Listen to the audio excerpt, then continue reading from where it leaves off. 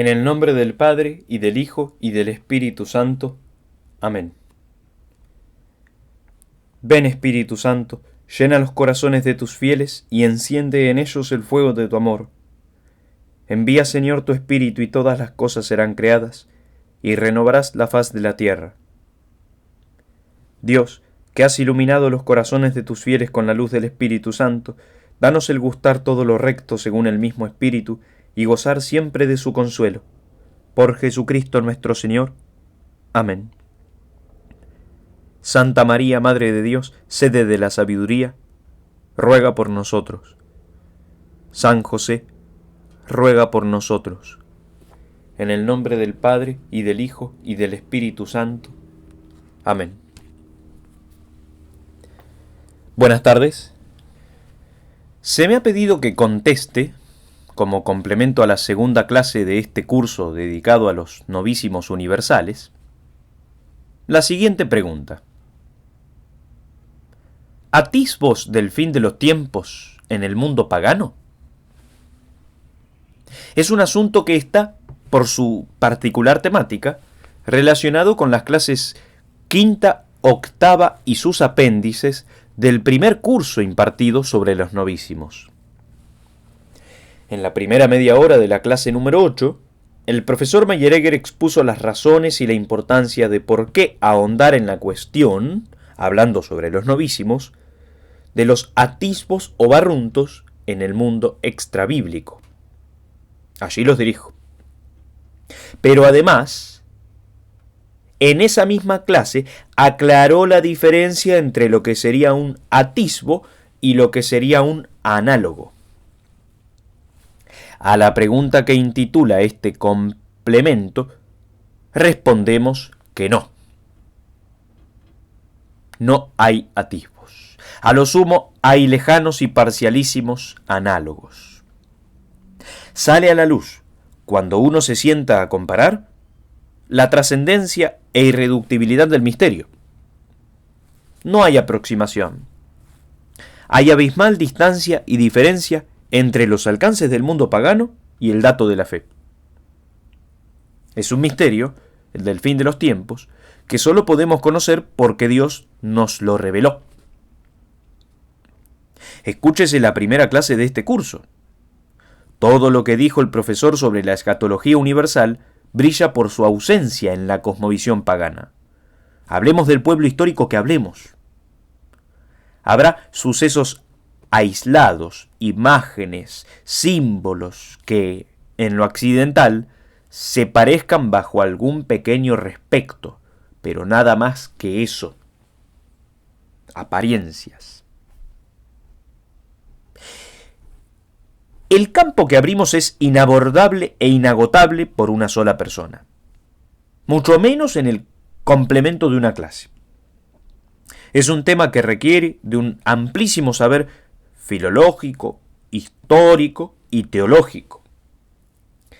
Me limitaré a unos pocos ejemplos y dejaré indicado a ustedes, oyentes, en la medida de lo posible, los lugares donde pueden profundizar la cuestión en cada caso.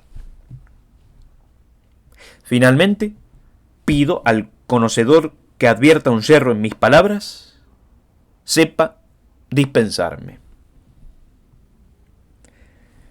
Uno podría preguntarse, por ejemplo, y no es poco importante,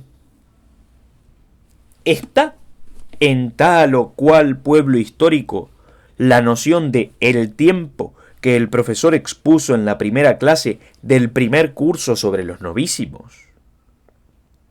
Escúchesela. La respuesta es que no, y ahí ya aparece la distancia. Y ya que pregunto eso, ¿no abunda acaso en los pueblos paganos la noción cíclica del tiempo? Si los casos con que voy a ejemplificar comparten esa visión del tiempo y del cosmos, entonces hay diferencia y distancia desde el vamos. Empecemos con el primer caso. Los antiguos nórdicos.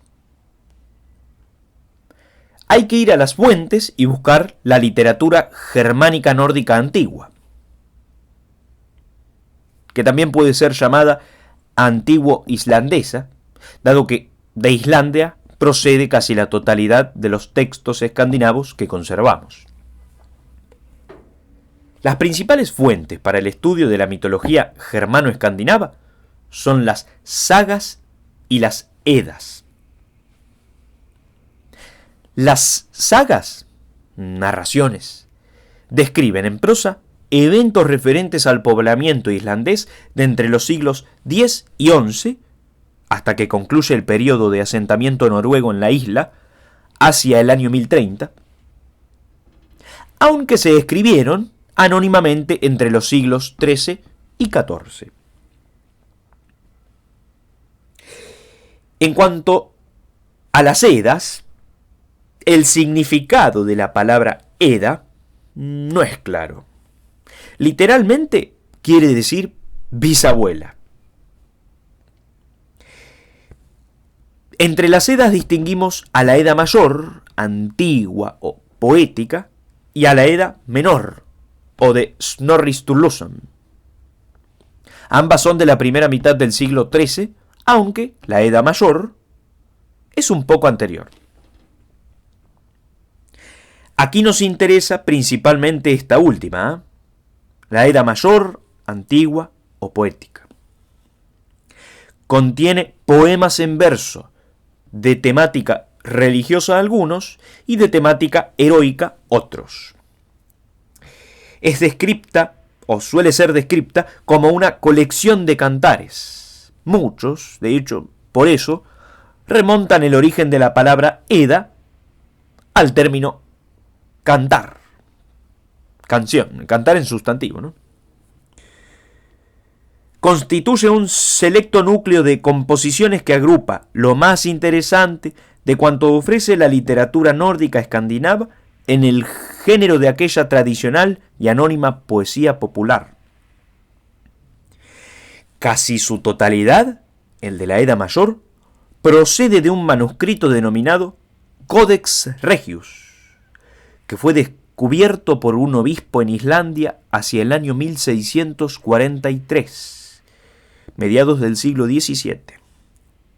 El Codex Regius, un pequeño códice de 19 por 13 centímetros, de mediados del siglo XIII, el cual parece ser copia de un modelo anterior que posiblemente se ubique hacia el año 1200, o sea, principios del siglo XIII.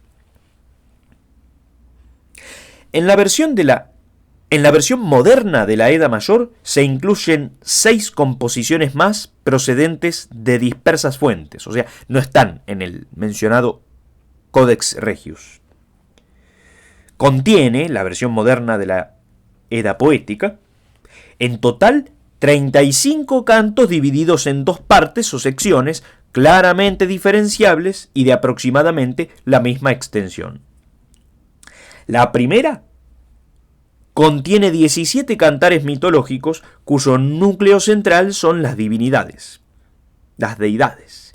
Y la segunda, 18 cánticos épicos que cuentan de las valientes hazañas y trágicas desventuras de algunas de las figuras que debieron ser centrales en la común tradición de poesía heroica germánica. De diversos períodos, sus primeros orígenes se remontan a la época primitiva épica que fue patrimonio común de todos los pueblos germánicos, desde el período de las primeras oleadas migratorias. Por otro lado, también está la mencionada Edda menor, que es llamada Edda joven o Edda moderna. No confundir con la Edda mayor moderna.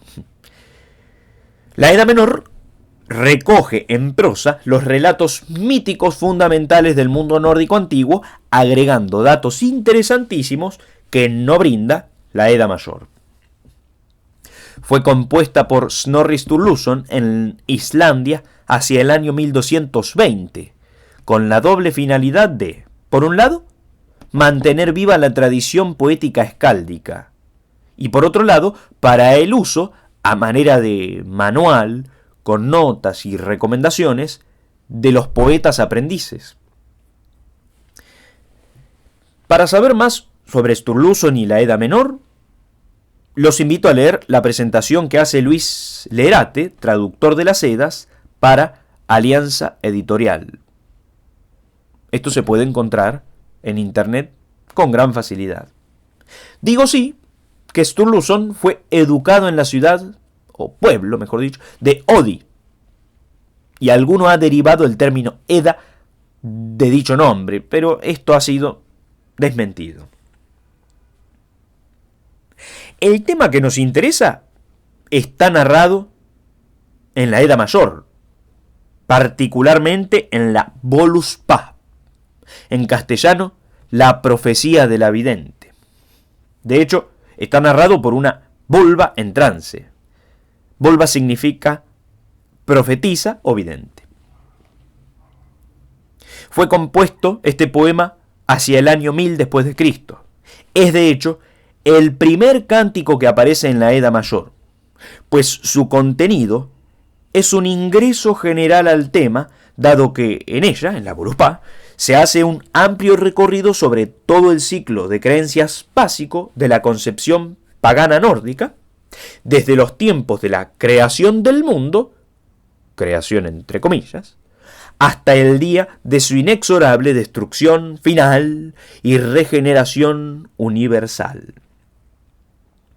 Hay que ver, y es lo que nos convoca, si esa destrucción final es fin de los tiempos.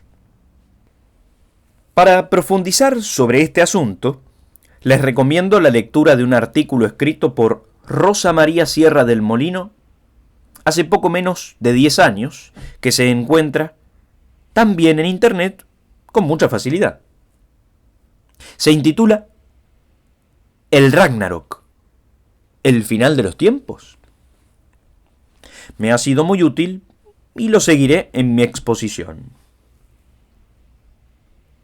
Se narra en la Voluspa, luego de una primera edad de oro atemporal, fuera del tiempo, en que los dioses vivían en paz, el acontecer del primer enfrentamiento bélico entre las dos familias de dioses, los Ases y los Vanes.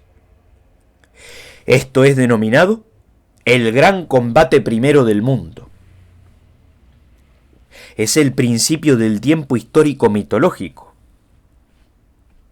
Con la llegada de las Nornas surgen el tiempo y el destino fijados por ellas, los que resultan ineludibles para los mortales. Nornas significa algo así como susurrar o hacer saber en secreto. Es un nombre que designa en colectivo a las 3 vírgenes o gigantes que fijan y velan el destino de los mortales. Son consideradas generalmente como entidades crueles, pues sus sentencias irrevocables suelen ir acompañadas de un destino desdichado. Sucede que ni los dioses escapan a esta fatalidad del destino, pues acontece la ruptura del juramento o pacto sagrado, el perjurio, al parecer inducido o ejecutado por Loki.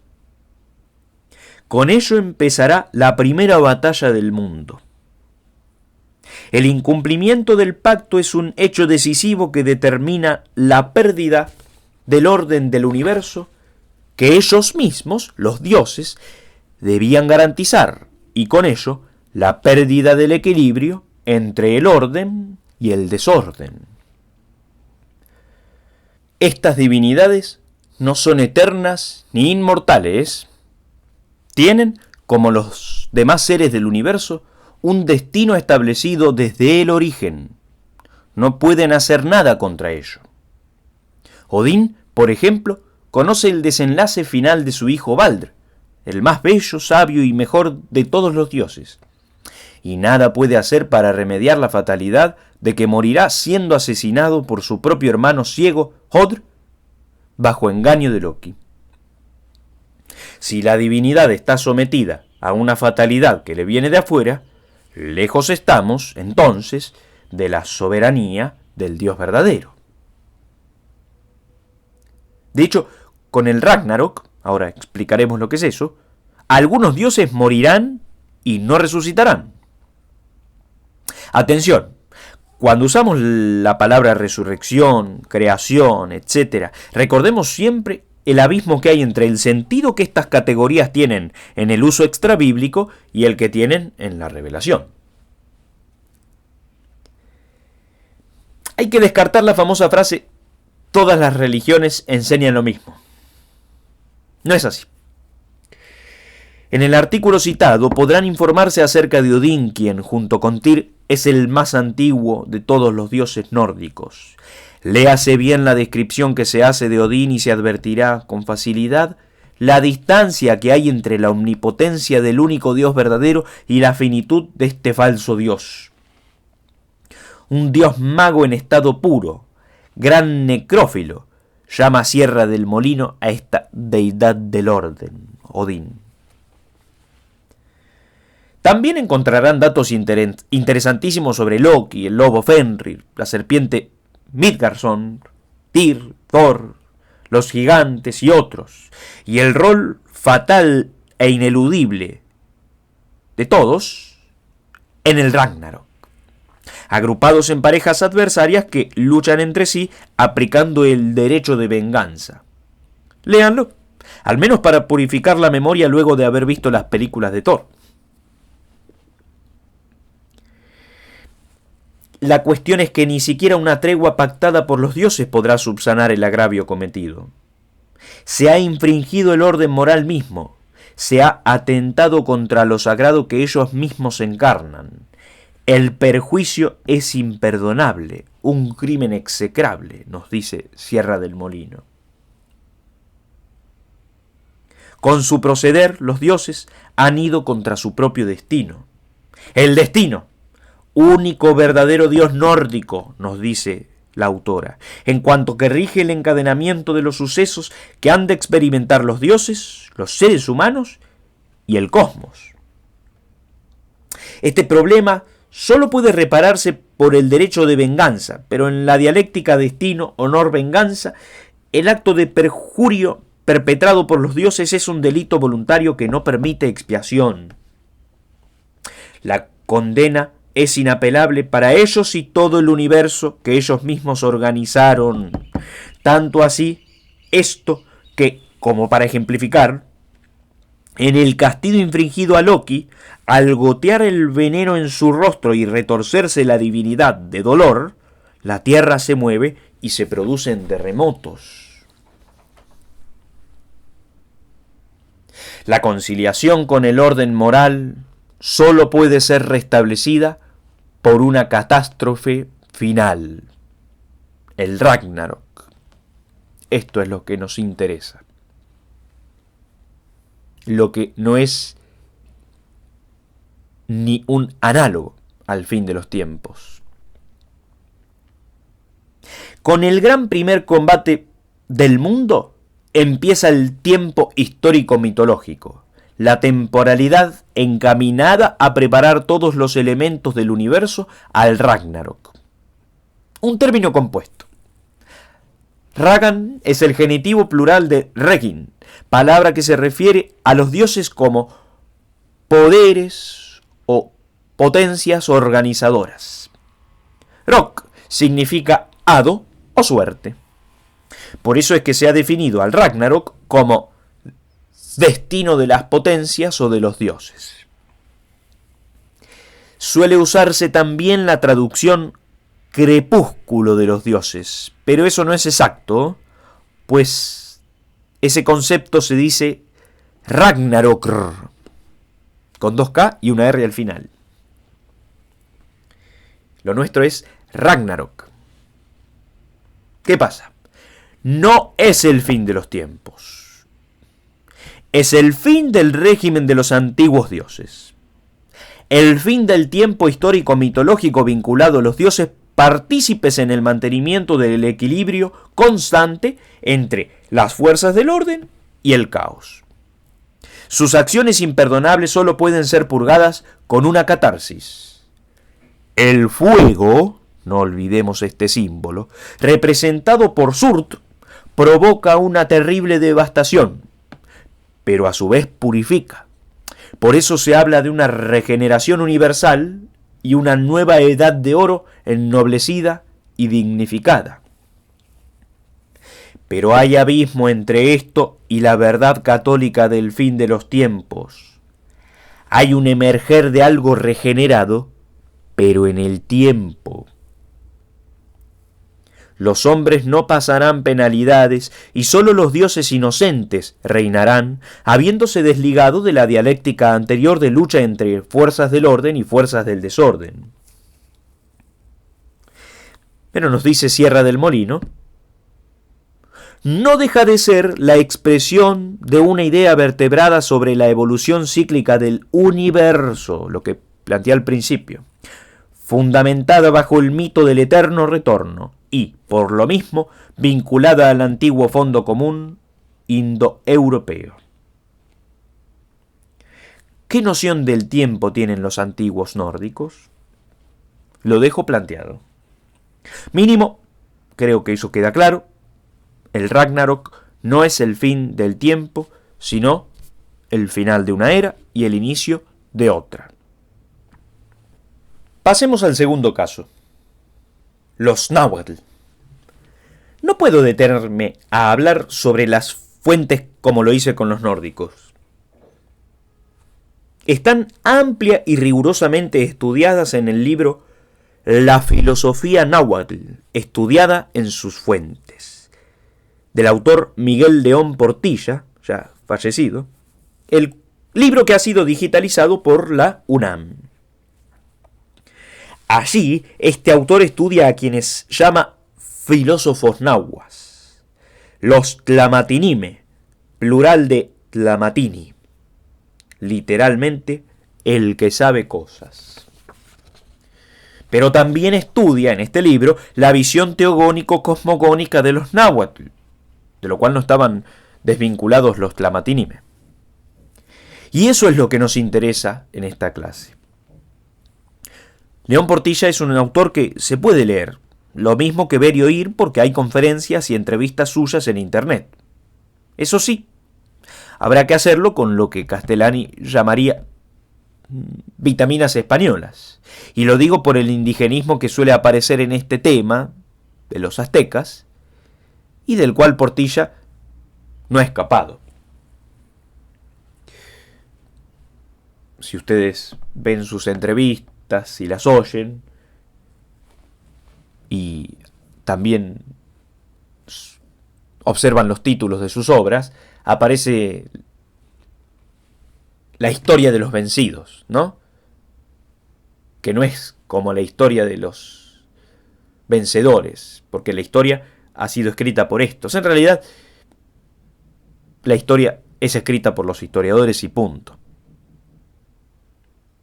El historiador después puede ser más o menos riguroso. Este autor, Portilla, de hecho, es muy riguroso.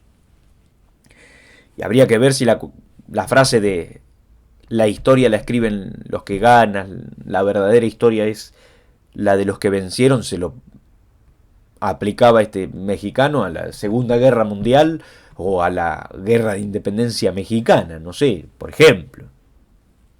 Una frase absurda. La historia es escrita por los historiadores.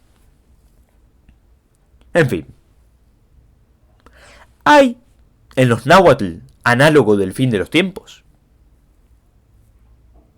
¿Qué es lo que acontece según su cosmovisión? Los primeros dioses combaten y su lucha es la historia del universo. Acá aparecen las divinidades luchando entre sí nuevamente. ¿Qué dioses? Los 4 hijos de Ometeotl, el principio dual, dios y diosa, de generación y concepción, de quien parten a manera de desdoblamiento, Tlatlauqui Tezcatlipoca, Xayauqui Tezcatlipoca, Quetzalcoatl y Huitzilopochtli. Veamos qué nos dice Portilla, que es quien supo sobre el asunto. Me extenderé un poco, sí, porque es algo que es muy interesante y tan interesante como desconocido. Vale la pena detenerse y extenderse. Atención que es una lectura muy ilustrativa. La idea de la lucha aplicada antropomórficamente a las fuerzas cósmicas es precisamente la forma encontrada por el pensamiento náhuatl para explicarse el acaecer del universo. Este ha existido en diversos periodos de tiempo. Al principio, recién creado, hubo un equilibrio de fuerzas. Los 4 dioses hijos de Tonacatecutli, o Meteotl, se juntaron y dijeron que era bien que ordenasen lo que habían de hacer y la ley que habían de tener. Mas este primer equilibrio no fue algo estable. Las luchas míticas de Quetzalcóatl y los varios Tezcatlipocas habrían de romperlo. Porque como ninguno de los 4 dioses existe por sí mismo, ni es en realidad el sostén del universo, ya que esto es obra de Ometeotl, su condición es también precaria e inestable. Solo Ometeotl, dualidad generadora y sostén universal, está en pie por sí mismo. Sus hijos, los 4 primeros dioses, son fuerzas en tensión y sin reposo. Llevan en sí mismos el germen de la lucha. En un afán de predominio, cada uno tratará de identificarse con el sol. Acá aparece el sol, para regir entonces la vida de los hombres y el destino del mundo. En cada edad de la tierra, en cada sol, predomina uno de ellos, simbolizando a la vez un elemento, tierra, aire, fuego y agua, y uno de los 4 rumbos del mundo. El breve lapso de tiempo en que logra mantener a raya el influjo de las demás fuerzas rivales constituye una de las edades del mundo, que a los mortales parecen tan largas. Mas, al fin, sobrevienen la lucha y la destrucción. Tezcatlipoca y Quetzalcóatl combaten, se eliminan uno a otro y reaparecen de nuevo en el campo de batalla del universo. Los monstruos de la tierra, el viento, el fuego y el agua, son las fuerzas que chocan, viniendo con ímpetu desde los 4 rumbos del mundo. Y así, de acuerdo con una velada dialéctica que en vano pretende armonizar el dinamismo de fuerzas contrarias, se van sucediendo las varias edades del mundo, los soles, como decían simplemente los nahuas. De entre ellos, los aztecas concibieron el ambicioso proyecto de impedir, o al menos aplazar, el cataclismo que habría de poner fin a su sol, el 5º de la serie. Esta idea, que llegó a convertirse en obsesión, fue precisamente la que dio aliento y poderío a los habitantes de Tenochtitlán, haciendo de ellos, como ha escrito Alfonso Caso, y cita Portilla, un pueblo con una misión, un pueblo elegido. Él cree que su misión es estar al lado del sol en la lucha cósmica, estar al lado del bien, hacer que el bien triunfe sobre el mal, proporcionar a toda la humanidad los beneficios del triunfo de los poderes luminosos sobre los poderes tenebrosos de la noche. Es claro que el azteca, como todo pueblo que se cree con una misión, está mejor dispuesto a cumplirla si de su cumplimiento se deriva el dominio sobre los otros pueblos.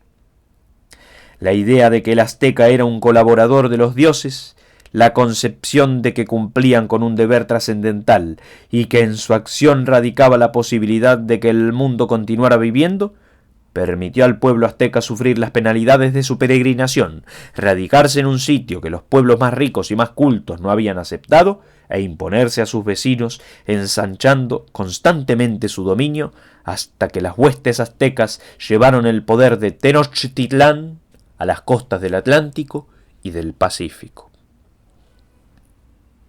Hasta ahí la cita de Alfonso Caso, tomada del libro El águila y el nopal. Y continúa Portilla. Atención. Tal fue la viviente conclusión descubierta por los aztecas, que pronto pasó a ser una verdadera inspiración mística, unificadora de sus actividades personales y sociales, alrededor de la idea de la colaboración con el sol, como hipnotizados místicamente por el que Sustel llama misterio de la sangre, dirigían sin reposo su esfuerzo vital a proporcionar a los dioses el chalchihuatl, o agua preciosa de los sacrificios, único alimento capaz de conservar la vida del sol. Pero acá Portilla desliga lo que venimos narrando de aquello que llama la filosofía náhuatl, que lo vincula a los tlamatinime. Dice: mas esto, que sin duda constituyó uno de los puntos fundamentales de su religión y aún de su concepción imperialista del mundo, no debe hacernos olvidar su base estrictamente filosófica, porque si los aztecas sacaron esa conclusión mística religiosa del antiquísimo mito náhuatl de los soles, en realidad, dicho mito en sí, independientemente de sus aplicaciones religiosas, encierra la explicación náhuatl del acaecer cósmico. Y más tarde dice: el destino final de nuestra edad, según los nahuas, la del quinto sol, será también un cataclismo, la ruptura de la armonía lograda. Habrá movimientos de tierra, habrá hambre, y con esto pereceremos. Pero tal conclusión cósmica de carácter pesimista no solo no hizo perder a los nahuas su entusiasmo vital, sino que fue precisamente el móvil último que los llevó a superarse en dos formas por completo distintas. Los aztecas se orientaron por el camino de lo que hoy llamaríamos misticismo imperialista. Persuadidos de que para evitar el cataclismo final era necesario fortalecer al sol, tomaron como misión proporcionarles la energía vital encerrada en el líquido precioso que mantiene vivos a los hombres. El sacrificio y la guerra florida, que es el medio principal de obtener víctimas para mantener la vida del sol, fueron sus ocupaciones centrales, el eje de su vida personal, social, militar y nacional. Su desviación mística, condensada en lo que podríamos llamar visión huitzilopochtlica del mundo, hizo de ellos el pueblo guerrero por excelencia, el pueblo del sol. Tal fue la actitud suscitada en lo más representativo de los aztecas por la amenaza del cataclismo final del quinto sol. Mas esta, como ya se ha indicado, no fue la única forma náhuatl de reaccionar. Hubo también, ya desde el tiempo de los toltecas, pensadores profundos que se afanaron por hacer frente a la temida destrucción en el marco espacio-temporal del universo, forjando una concepción estrictamente metafísica acerca de la divinidad y de una cierta supervivencia más allá de este mundo, sobre lo cual se encuentran especulaciones e hipótesis en numerosos poemas nahuas. No quiero extenderme más porque cansa. Quedémonos con que el acaecer cósmico tiene un trasfondo religioso, lo mismo que los sacrificios aztecas. Pero Portilla nos indica, como ya también fue leído, que ante este conflicto del posible cataclismo, de la pérdida de la armonía entre los dioses. Otra reacción fue la de los Tlamatinime. En otra parte del libro, que simplemente desarrolla el pensamiento de los Tlamatinime, pero no solamente, es un hermoso libro, vale la pena leerlo. En otra parte, él se detiene a discutir si se los puede llamar a los náhuatl panteístas. Y dice algo, él lo pone en duda, pero dice algo que, si bien no lo voy a leer ahora, los invito a buscarlo y darle una ojeada. Dice algo que me hace acordar a dos parrafitos de Carlos Di Sandro en el libro El humanismo. Acá Di Sandro le da una explicación que habrá que ver si es profundizable. Nos dice Di Sandro: los pensadores tienden a señalar la existencia de una especie de panteísmo griego. El griego hace eterno el cosmos, por cuanto lo confunde con la sustancia divina. En una palabra, trasladaría al orden del cosmos lo que lógicamente debe suponer en el ser más perfecto, es decir, en Dios, en el cual la eternidad se confunde con su propia existencia. Pero esta sería una simplificación muy ingenua. El problema es más complejo, porque el griego concibe simultáneamente la eternidad del mundo y la trascendencia. Resulta que no se trata de un mero panteísmo. Esto mismo parece decir Portilla aplicado a los nahuas.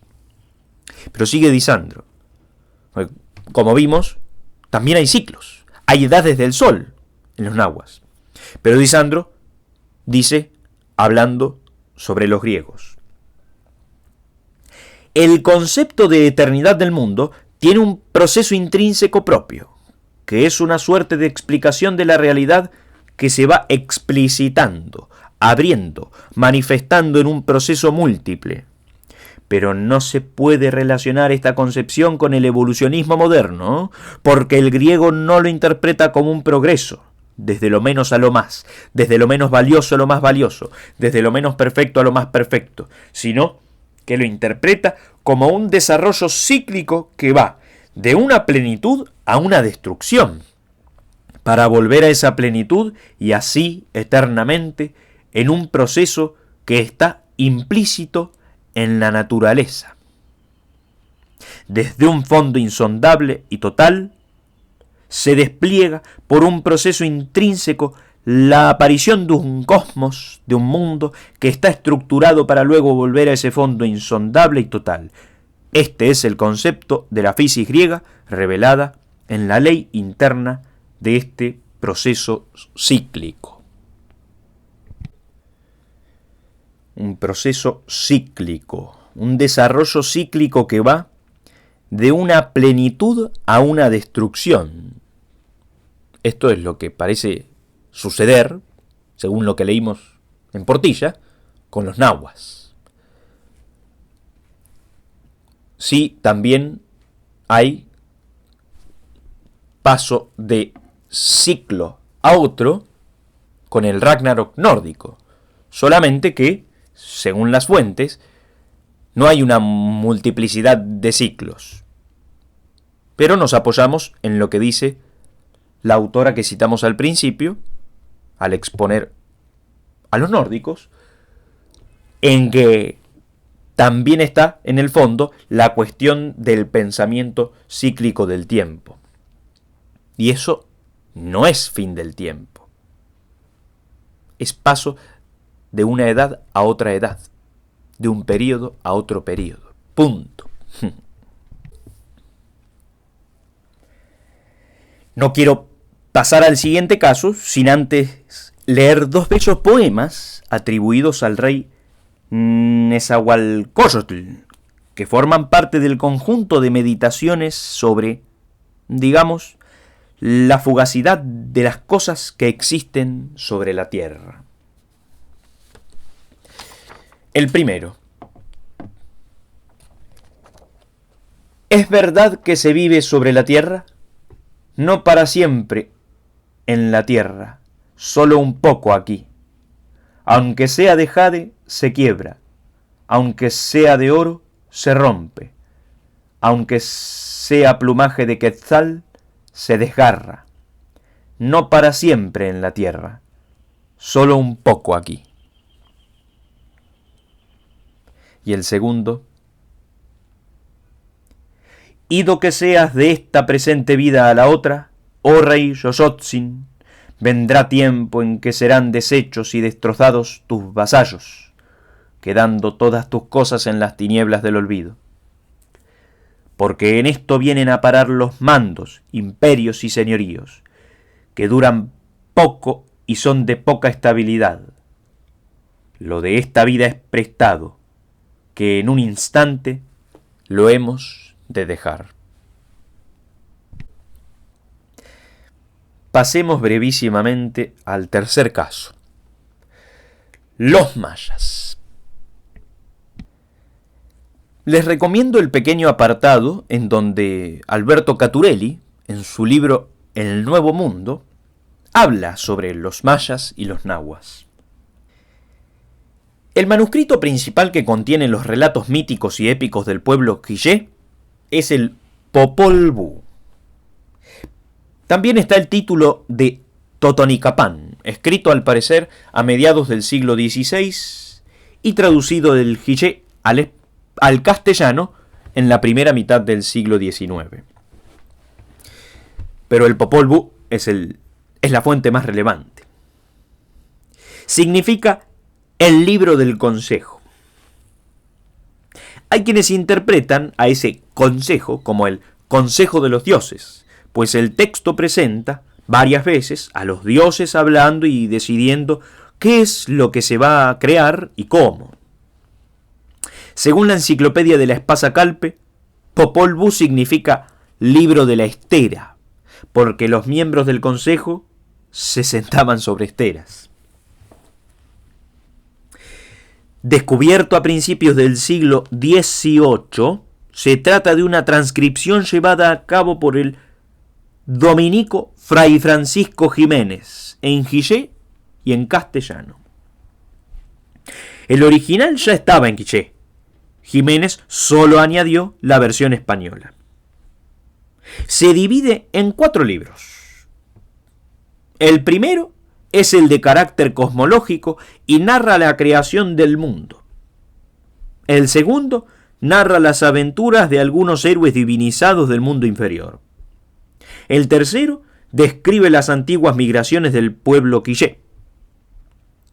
Y el cuarto es una crónica de los reyes de dicho pueblo hasta mediados del siglo XVI, lo cual indica que el Popol Vuh original, es decir, aquel del que deriva el compuesto por Fray Francisco Jiménez, fue escrito en el período hispano. ¿Qué pasa con la cuestión del fin de los tiempos? Con el Ragnarok nórdico tenemos el final. ¿De qué? De un ciclo que es el del gran primer combate del mundo, que concluye con una destrucción, una regeneración y el comienzo de una nueva edad de oro.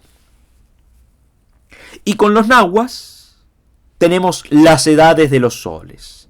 La edad del quinto sol, el sol movimiento, que es el de la armonía entre los 4 hijos de Ometeotl, armonía que los aztecas, como vimos, sostienen con el sacrificio cruento del Masewali, el hombre en cuanto merecido por el sacrificio de los dioses, lo cual para los aztecas, atención, lo aclaro, era la más alta dignidad. No se trata de sacrificar, por odio. No. Estamos con los mayas. Hace 10 años, la prensa y el cine hicieron gran revuelo con la cuestión del, entre comillas, apocalipsis maya. No ahondaré. Según lo que pude averiguar, el falso y malintencionado pronóstico parece haber tenido su origen en una mala interpretación de diversos monumentos, principalmente del monumento 6 o Estela 6 de Torturego, única fuente que menciona el día 21 de diciembre de 2012 de manera explícita. Atención. Por otro lado, en 1975, el estadounidense Frank Waters publicó México Místico. Allí, mezclando la cosmovisión maya con la azteca, propuso a la fecha que se puede leer en la Estela 6, el 21 del 12, como el día en que finalizaría la edad del quinto sol mexica. Una mezcla de cosmovisiones en ese librito. Se han sumado también a la mala interpretación la Estela C de Quiriguá, la Estela 1 de Cobá y el Shilam Balam de Chumayel. No me voy a detener en esto. Lo importante es que en el Popol Vuh no hay algo ni análogo al Ragnarok ni al cataclismo que termina con los soles aztecas. No. El asunto es que el 21 de diciembre de 2012 concluyó lo que en el calendario largo de los mayas, búsquese lo que es esto, ha sido llamado el Bactum 13. Pero esto no es más que la finalización de un ciclo y el comienzo de otro, según uno de los conteos de los días que practicaron los mayas. Y el comienzo de un nuevo ciclo no es el fin de los tiempos. Creo que con eso es suficiente para los mayas. Voy finalizando. Para eso me dirigiré a la antigua Grecia, más precisamente a Heráclito, y luego, nuevamente, a los tlamatinimenahuas. A Heráclito, por dos razones. Primero, porque Rodolfo Mondolfo, en su libro El pensamiento antiguo, nos dice algo que, si bien no me detendré a explicar y además sonará fuera de contexto, paciencia, tenemos que mencionar. Esta permuta, dice Mondolfo, de las cosas con el fuego, atención, no es concebida por Heráclito solamente como continua alteración de las cosas singulares, sino también como periódico suceso universal por aquella concepción de los ciclos cósmicos que el pensamiento griego había derivado de la astronomía caldeo-babilónica. Eso último es opinable. Corregible también. Esto aparece en un fragmento de Heráclito, nos dice Mondolfo, en el fragmento 66, que alude a la conflagración universal. Y dice: y sobreviniendo el fuego, juzgará y condenará todas las cosas. Entenderán que ese fragmento de Heráclito puede sonar a fin de los tiempos.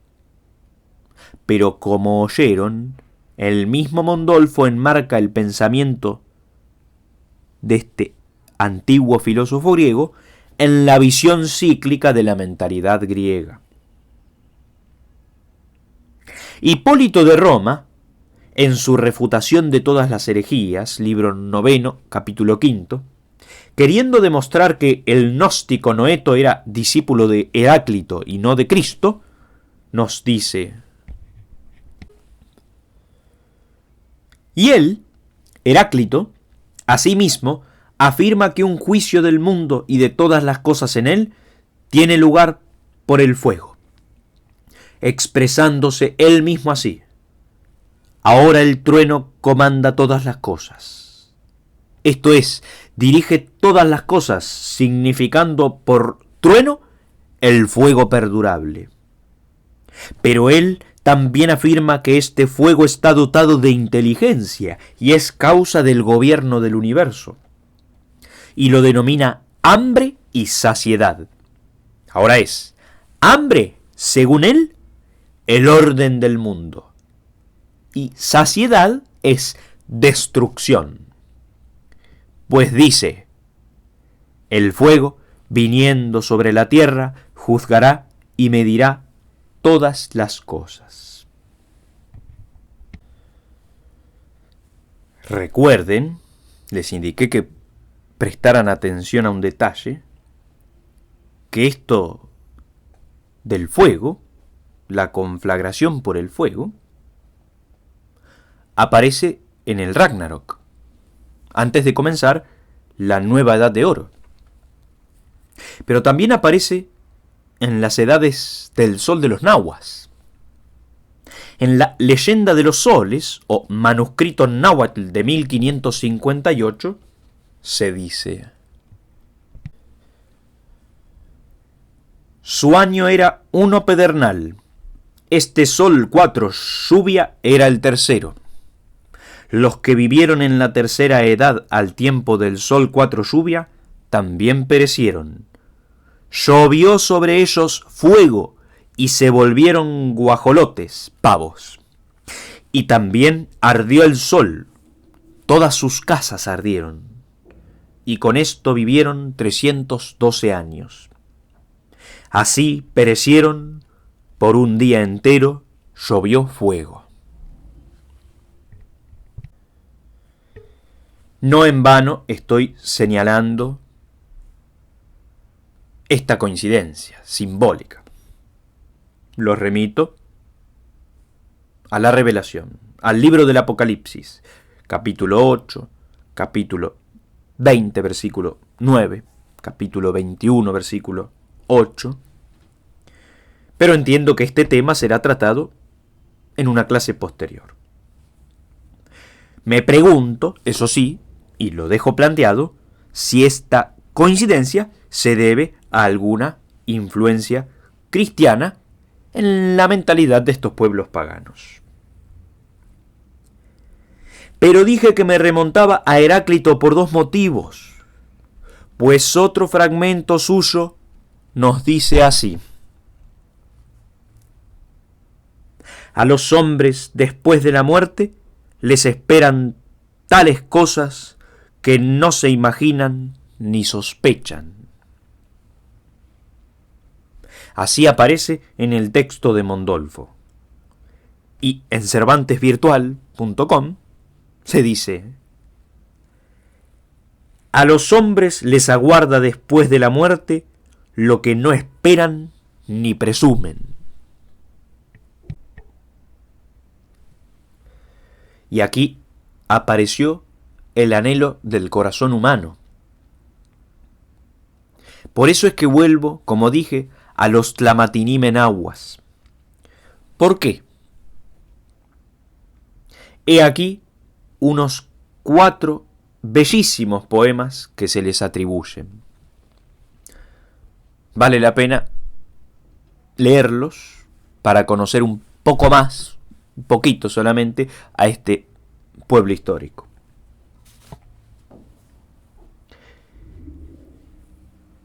Por prestadas tengamos las cosas, oh amigos, solo de paso aquí en la tierra.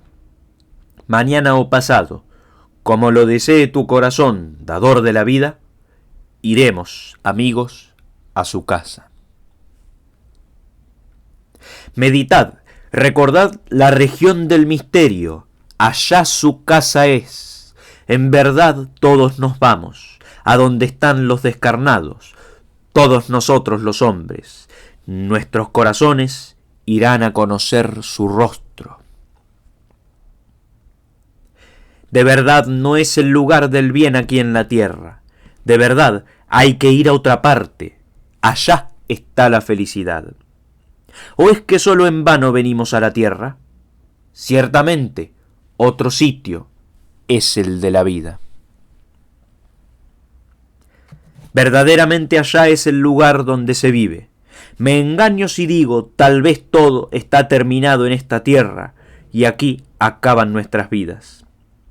No, antes bien, dueño del universo, que allá con los que habitan en tu casa, te entone yo cantos dentro del cielo.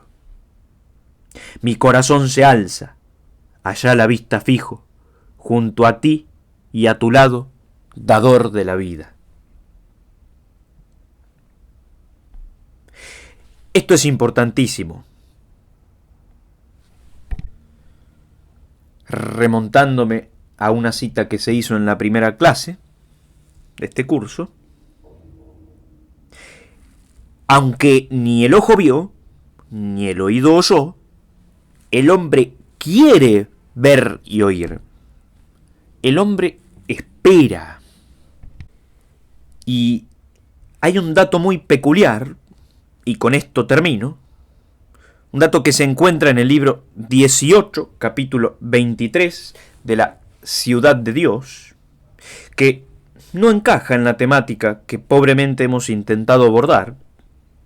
Tampoco hay atisbos del fin de los tiempos en la cosmogonía griega y romana antigua. Aparece, sin embargo, esto que nos refiere San Agustín. Es algo que, de ser auténtico, podríamos llamar un regalo de Dios a los paganos, al corazón que anhela, al hombre que espera, al hombre que quiere ver y oír. Y si fuera inauténtico, sería literatura poscristiana atribuida a la Sibila de Eritrea. Me inclino, como el obispo de Hipona, por lo primero. Así lo he llamado, un regalo de Dios a los paganos. La Sibila de Eritrea, conocida entre las demás sibilas por los muchos testimonios que cantó de Cristo.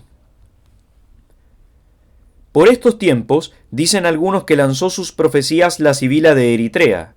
Varrón nos dice que existieron muchas, no una sola sibila. Esta Sibila de Eritrea escribió algunas profecías bien claras sobre Cristo, lo que yo mismo he leído en latín en unos versos defectuosos debido, según supe después, a la impericia de cierto traductor.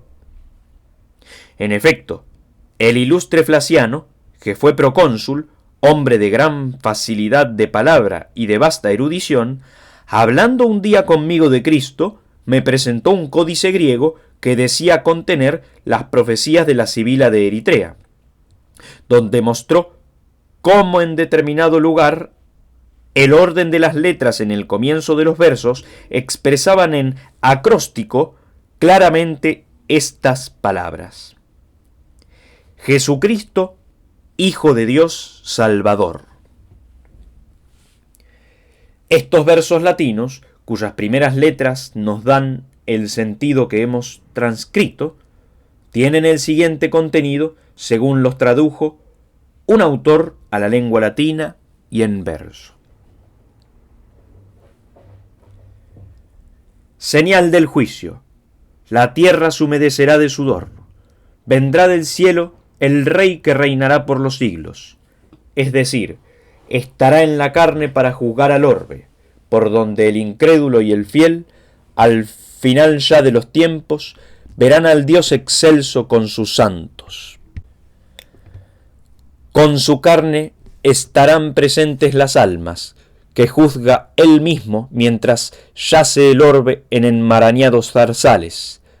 Los hombres rechazarán sus simulacros y también toda riqueza. Buscando el mar y el cielo, quemará el fuego las tierras. Desbaratará las puertas del sombrío averno. En cambio, se otorgará una luz brillante al cuerpo de los santos, mientras a los culpables les abrazará eterna llama. Quemará el fuego, abrazará eterna llama. Descubriendo los actos ocultos, cantará entonces cada uno sus secretos, y abrirá Dios los corazones a la luz.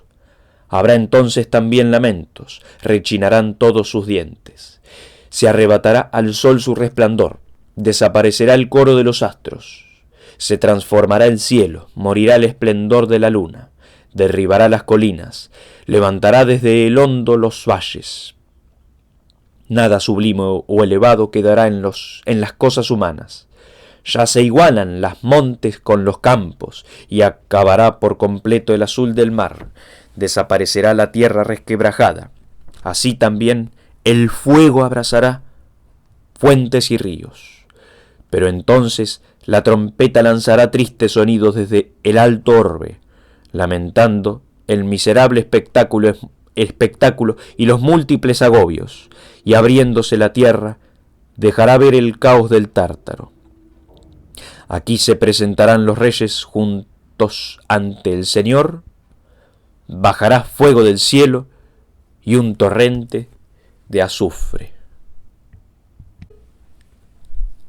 Hasta ahí lo que podría ser, como dije, un regalo de Dios a los paganos en cuanto que anhelan.